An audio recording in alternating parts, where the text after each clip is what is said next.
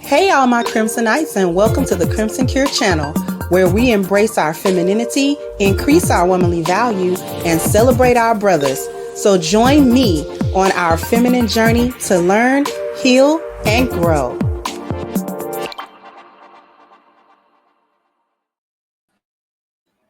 Hey there, my Crimsonites, and welcome to the Crimson Cure channel. I'm your hostess, femininity coach and author of The Crimson Cure, and this is my perspective. Excuse me. So we have a very interesting clip. I'm going to go ahead and let it play. Excuse me once again. I'm going to go ahead and let it play so you can hear just how delusional these concepts are that these women have come to about settling, about a man not making as much as them, and all of this type of stuff. Like, only to a very small point can you understand some of it. And then it gets to this really delusional place where the only thing that counts is money, which leads normal thinking people to believe that the relationship and the substance of the relationship itself doesn't mean as much as the finances in a so-called relationship, which renders it a transaction. But we're not going to dive into that right this second. I want to play this so you can hear it. Man came along. Let's say y'all both make $500K a year. He's making $70K. He got a business plan. He got a vision. He's working towards that day in and day out. And you would have to look up at him on all the intangible. Does he get a chance? No. I would rather be single. This is the thing. Wow. Let me tell you why. I have gotten to a certain point because I've built to a certain point. I am disciplined in everything. I'm disciplined in relationship with God, in my emotions, in my mentality, in my energy, in my body, and how I eat. I am very disciplined. And so I would expect that a man is the same thing, because when you're disciplined, whatever you do the most is what compounds in your life. Why would I not give a shot to a person that makes $70,000 a year? I could put you on. Hell, I could even hire you. Come on, let's work together. We could do all of that. But as far as my man, because this is the thing, I refuse to give into a life where I start to feel like I can't have it all. That's where the insatiableness and the gluttony, because if you already have it all, why do you need a man to give you more? Like, that's the part of the conversation that I just cannot fully understand. And maybe it's not love that they want. Maybe it's not. Let me finish. Why does money have to be null and void of love? I think it's because y'all keep going to money. Like, y'all don't really chime on like the other intangibles as much. It's mostly about the money. But that's other tangibles. It's whole. It's all of it. If you're missing one, you can't rank one on a scale of 1 to 10. In my lifestyle, in people that I know, I don't really know any people that make $70,000 well, I know. a year. What about a high school teacher who loves the kids in his community, who's not on that money shit? That's not what I'm talking about. I'm talking about the people that I am around on a daily basis, the people that I call on my phone.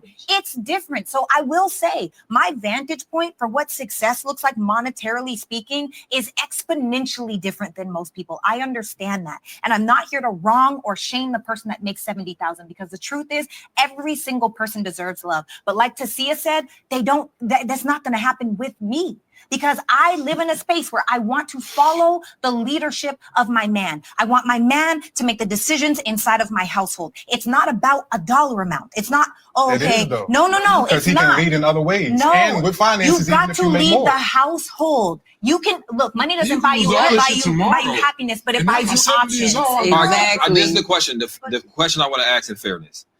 These people just got money. They don't even, the people who think they got money don't even have no bread. Let me ask you the question.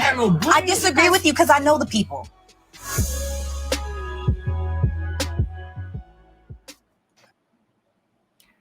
That was a very interesting segment, because, matter of fact, I'm going to play it in parts and address certain things. Well, you know what? Maybe not.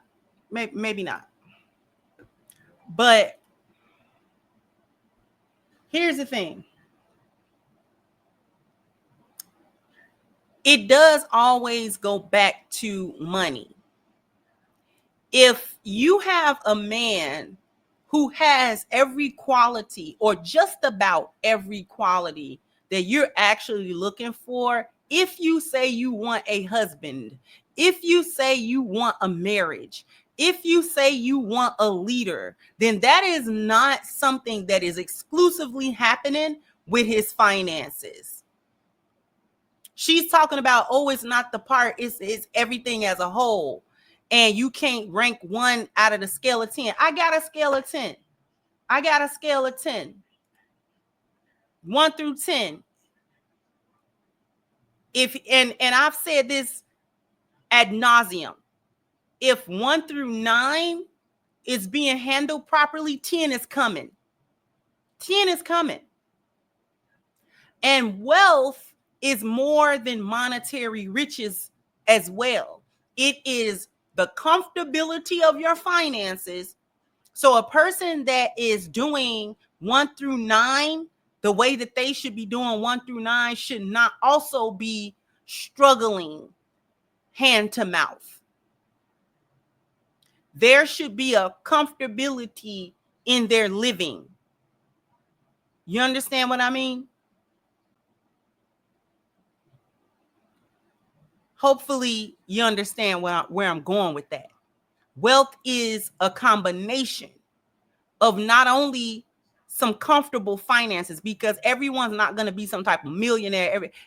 It just doesn't work like that. Life don't work like that. There will always be the poor among people. There will always be people who are right in the middle of that. There will be a fewer percentage of people that rise above and have, quote unquote, all of this financial wealth. But also, if you're doing 1 through 9 the way that you're supposed to, you have wealth in all of those areas. And some of that wealth is intangible. Not all of that wealth is financial. So you can rank it, because a person in a poverty mindset is different from a person that just don't got no money right now. That's different. That's actually very different. And a lot of females do not understand that difference. They think that wealth means money, and they think broke is poverty. Everybody should be striving not to have a poverty mindset, regardless of what is or is not in your bank account. Regardless of what is or is not in your bank account, it is worth the effort for anybody to come out of a survivor's poverty mindset, because that mindset is destructive, not only financially, but in other ways, because it plays out in other ways in your life. But not to go too far down that rabbit hole, to come back to what was said in this clip. And the lady right here that you see on the screen with the short haircut calls it out. She like, no, y'all don't want love. Y'all want money, because why would you, as a woman, if you make X amount of dollars, $100,000 to $300,000 a year, why would you need a man that made as much money? And if he doesn't make as much money, then you are not capable of following his leadership, which is what she ends up saying at the end. Because I want my husband to be a leader, so he doesn't have leadership qualities. He doesn't have a good head on his shoulders. He doesn't have good spiritual discernment. He doesn't have good life experience. It doesn't have good problem solving experience. So we're saying that a man that doesn't have a particular amount of money in his bank account and available to him lacks these 4 things that are essential for men to have and be good at and decent at in order to have a good relationship. Men have to be good at provision. And when we talk about provision, people get stuck on money, but that provision is also his ability to generate stability in other areas. Women ask for, quote unquote, emotional intelligence and emotional stability. That is a part of his provision. That is a part of what he provides. A man actually provides the structure of the relationship. So however the relationship goes, whatever standards he has, whatever he enforces or does not enforce, will go a long way into shaping what the relationship will or won't be. That's actually his job. And men who are lazy at that job end up getting whatever they get in relationships, and then they don't understand why the relationship doesn't go the way that it should go in their mind. That's because part of the problem is that they have not created a standard or enforced it and said, this is what is required of the woman that I'm going to take seriously. And this is how I'm going to structure this relationship. This is what I accept. This is what I don't accept. And it'll weed out a lot of foolish men. Boundaries weed out a lot of foolish men. So his provision is the generation of stability in the form of all kinds of things. His ideas, his thoughts, his supplies, his food, the finances are included, as well as the clothing, the house, the material resources and things of that nature. Okay? And men know this. Good men know this. Lions know this. Okay? Because this is why they look at a woman that is with a man for an extended amount of time and he doesn't provide any of this type of stability at all. Not only is he broke, but he's also chaotic. He does not provide any stability in the form of order. He doesn't do all of this stuff. He doesn't have good foresight. He don't make good decisions and things of that nature, which leads to number 2. He's got to be good at problem solving. Okay? He's got to have a decent way of thinking that allows him to practically and logically solve life's problems. Okay? That is his job. This is basic. This is the basic job of a man who really is entering into husband territory. If he can't do these 4, that's not a husband you talking to. Husbands get this. Okay? His problem solving, his ability to dissect and resolve issues efficiently, like have some efficiency in the problem solving. He may not be right all the time, but his percentage is actually a good one. His batting average is good. So, you know what I'm saying? Out of 10 problems, he resolved 8 of them properly. 9 was a little shaky and 10 didn't work. That's a very good average. Like, that's a very good average. You understand what I'm saying? So he's able to, this goes into how his mind works. This is a part of his masculinity.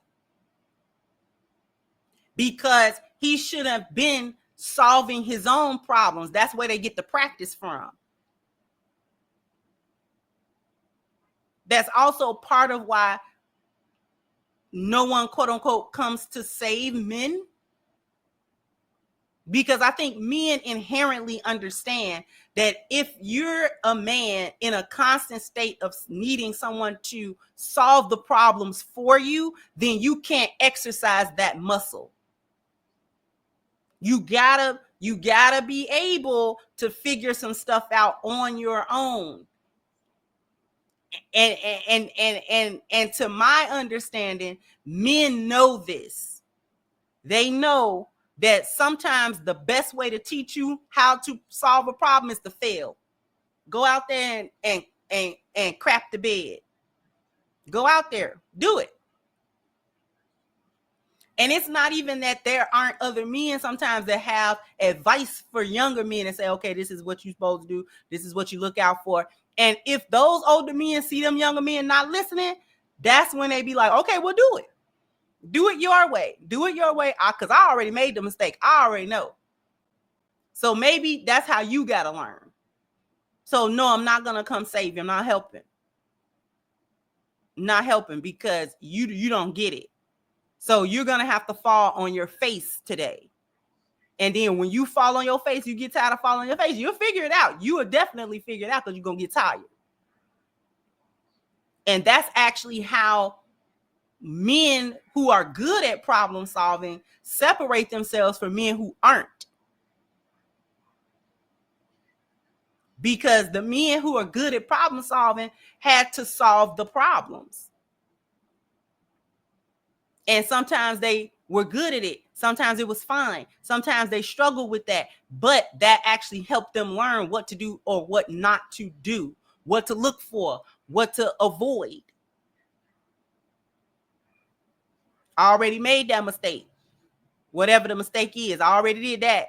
I already ran into that brick wall. So we're not going to go down that route anymore because that is a brick wall. We already did it. It's only the men who run into brick walls and still can't figure it out. Yeah. Right? Because the problem solving goes into his ability to create the order out of the chaos. His protection is not just jumping in front of, danger physically, but his ability to have, structure and things of that nature, rules and regulations in place in order to make sure that his family and himself are protected, and his family's protected in instances where he is not around.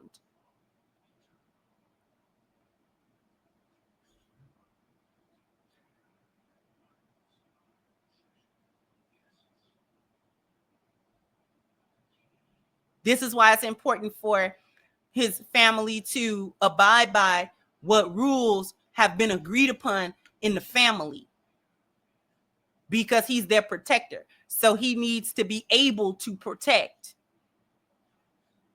That has to be facilitated.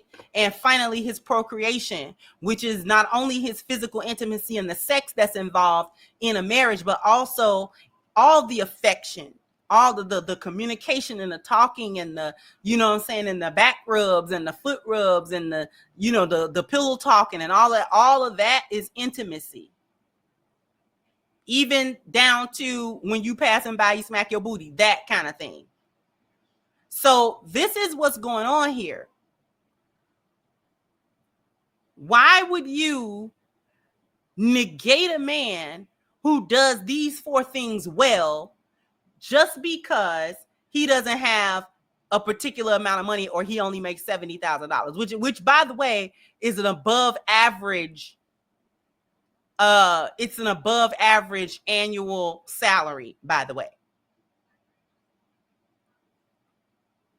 So you have a man who's operating above average and he's not good enough for you because of the dollar.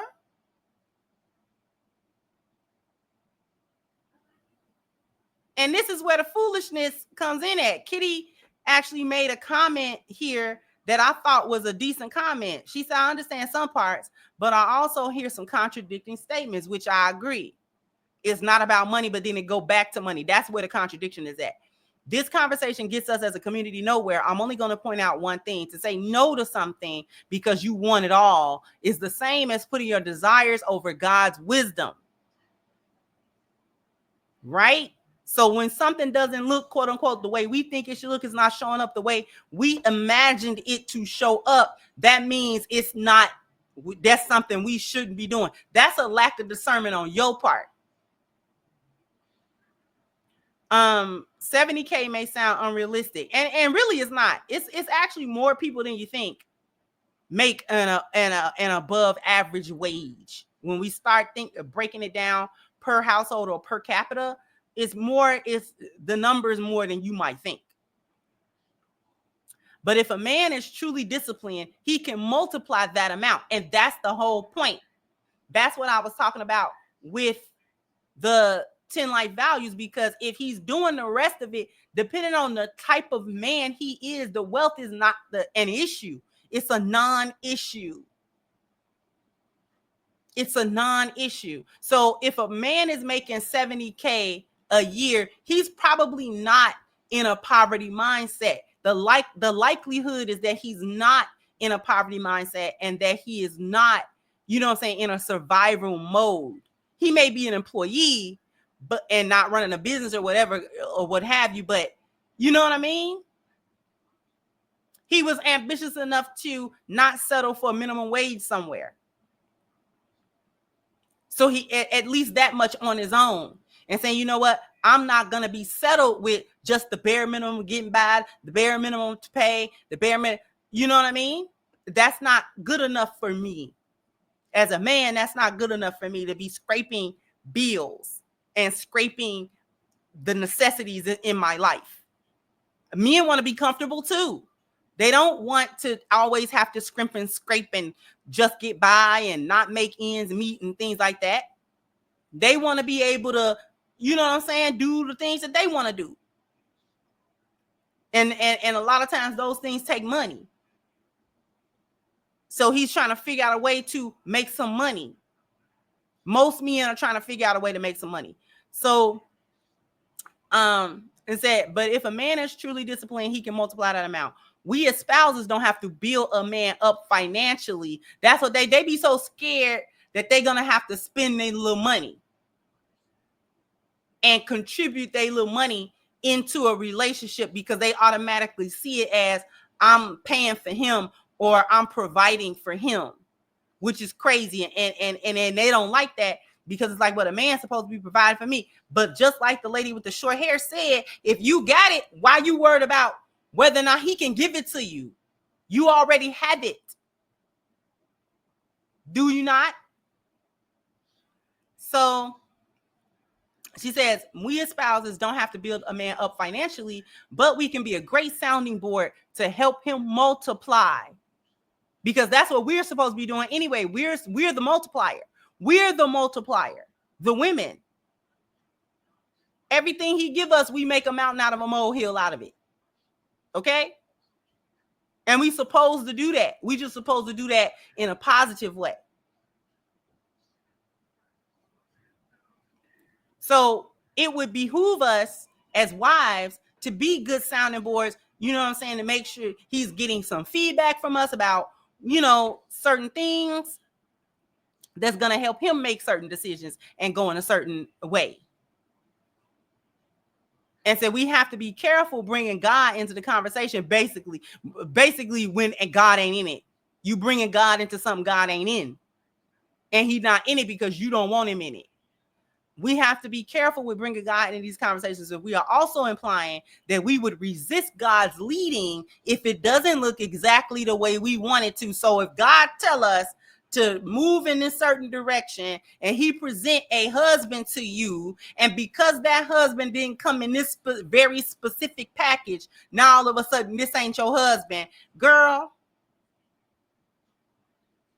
There's a huge difference between discerning versus dismissing. And that's what they don't understand. Dismissing somebody, that's not always discernment. You can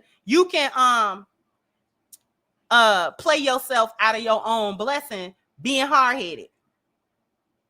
Because if you were really asking for God's guidance on finding a husband, if you was really asking for God's guidance on putting you in a position so that you could get married, so that you can, you know what I'm saying, have a husband and be in a healthy relationship with him, and you work on all the stuff you got to work on and all this other kind of stuff. If you're really serious about that and God give you every sign, you praying, you fasting, you asking, you know, for clarity and for understanding on a situation and all of this type of thing, and God say, no, this is the man for you. This is your husband. That man right there is your husband. And you be like, nah, because he's short. Nah, because he broke. Nah, because, I mean, look at his haircut. You know, that kind of foolishness. Okay, then. Okay. Because it is a lot of women who have walked away from their husband because they didn't have patience, because they didn't have really good discernment, actually, because they were being too materialistic, or they were being too selfish, or they were being too short-sighted. And they could not see the good in this person that was not only just a good person, but a person good for them.